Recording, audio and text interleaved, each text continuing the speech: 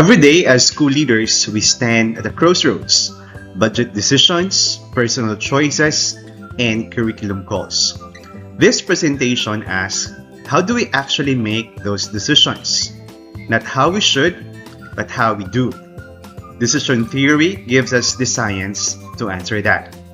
Good day, everyone. I'm Mr. Raylan R. Alas, Doctor of Education student of Caraga State University. Today, I will share with you the foundations of decision theory, focusing on behavioral and cognitive perspectives.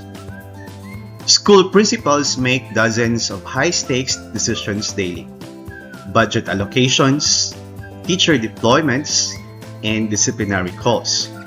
Each one carries real consequences for student outcomes, for institutional trust, for teacher morale. And poor decisions don't just cost money, they cost people. Decision theory isn't one model, it's three distinct lenses.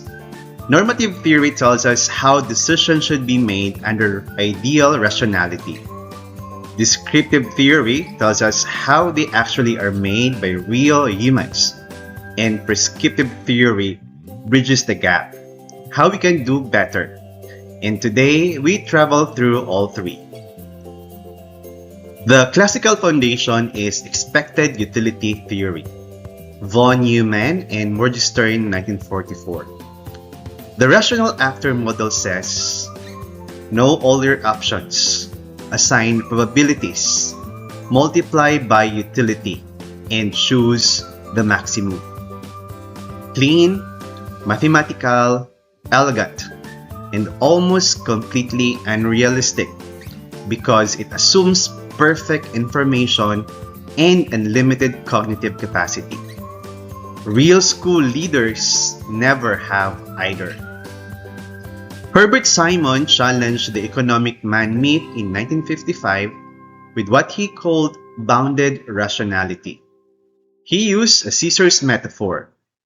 One blade is the structure of our task environment: time pressure, scarce information, and very complex bureaucracy.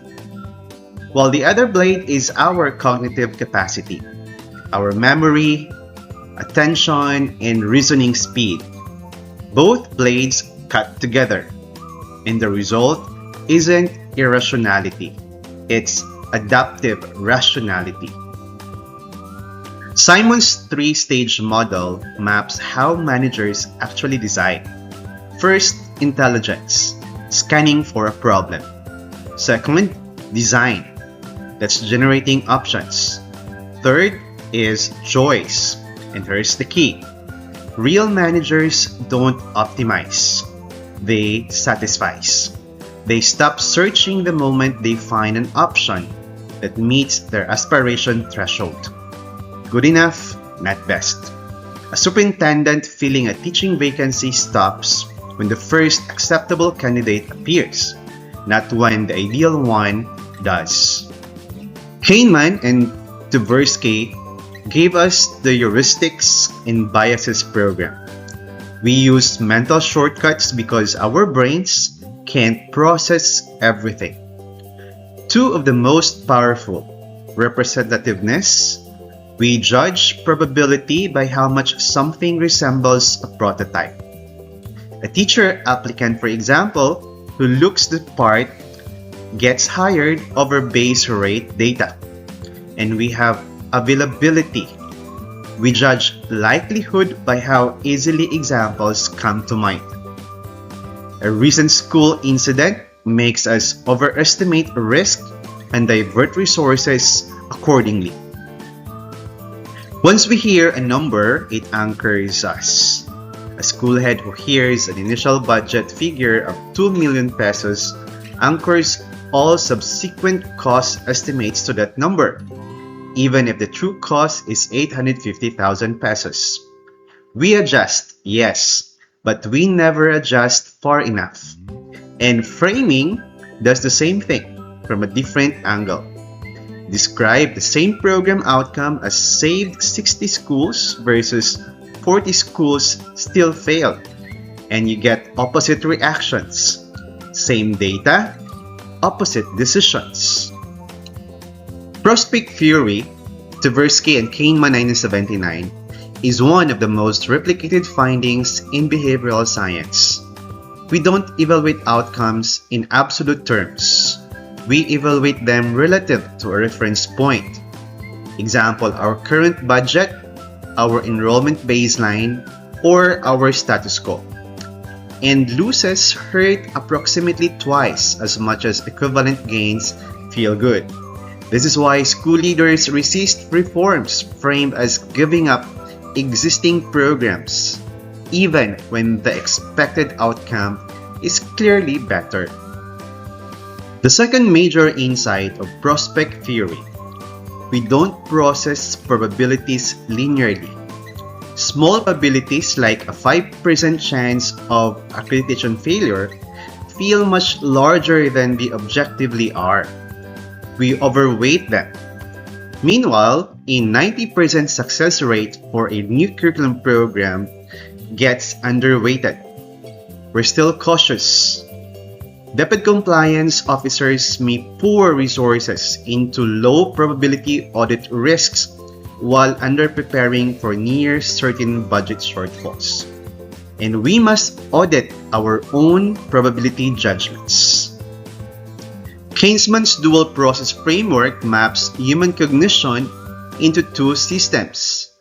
We have system 1, that is fast, automatic, associative, emotionally driven.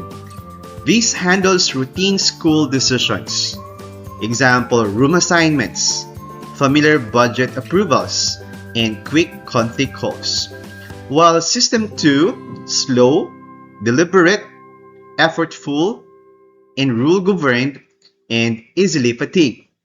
High-stakes decisions like school improvement planning, principal evaluation, budget reallocation require System 2 engagement.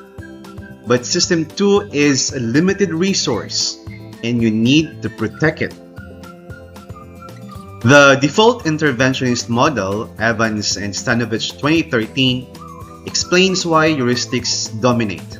System 1 fires first. It produces an automatic, intuitive response instantly, while System 2 must actively intervene to override it. And that intervention requires time, cognitive energy, and motivation.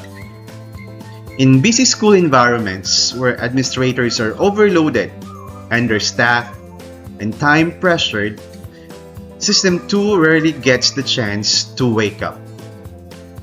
Juju-Winzer's ecological rationality offers a crucial counterpoint to Kahneman. Heuristics are not simply cognitive failures. In the right environment, uncertain, time-pressured, information scarce, a simple, fast, and frugal rule can outperform complex statistical models. An experienced principal who selects a teacher-coach based on one highly valid indicator, a strong classroom observation score, may achieve better outcomes than a committee using a complex rubric. The key word here is ecological fit. Match the heuristic to the environment. Again, match the heuristic to the environment. 3 pervasive biases quietly shape leadership judgment. First, we have confirmation bias. We seek information that confirms what we already believe. Example, a principal ignoring survey data that contradicts their favorite improvement plan.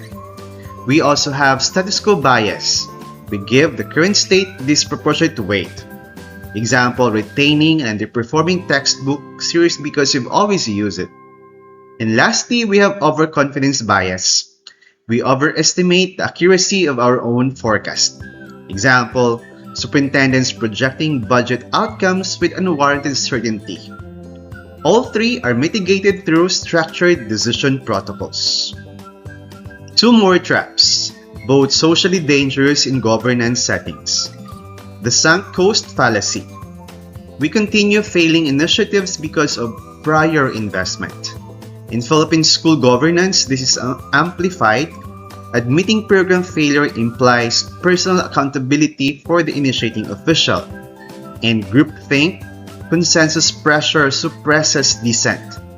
Example, a school board unanimously approves a flawed budget to avoid conflict. Deference to authority silences legitimate objections. Our antidote? Devil's advocate roles, anonymous pre-vote polling, and documented minority views. So what do we do with all of this? 3 imperatives for education leaders. First, audit your decision environments. Identify where System 1 defaults, anchoring, and loss aversion are most likely to distort institutional choices. Second, build deliberation structures. Pre-mortem analysis, structured review checkpoints, protected time for System 2 thinking on high-stakes decisions. And third, leverage ecological rationality. Recognize when fast and frugal heuristics are contextually appropriate. Do not always demand complex analysis where simplicity serves better. Again, don't always demand complex analysis where simplicity serves better. Deciding better starts with knowing how we decide. The quality of our decisions is the quality of our leadership. Understanding the science of judgment is not an academic exercise. It is a professional obligation for every school leader who shapes the future of Filipino learners. As education leaders, bounded rationality, prospect theory, dual process cognition, ecological rationality, and cognitive traps all reflect patterns already present in our daily decisions. Audit your observation, protect your System 2, design your decision architecture, and importantly, lead with clarity. In conclusion, I would say, go forward and decide deliberately, humbly, and wisely. Thank you for listening. I hope that you have learned something. Thank you and good day.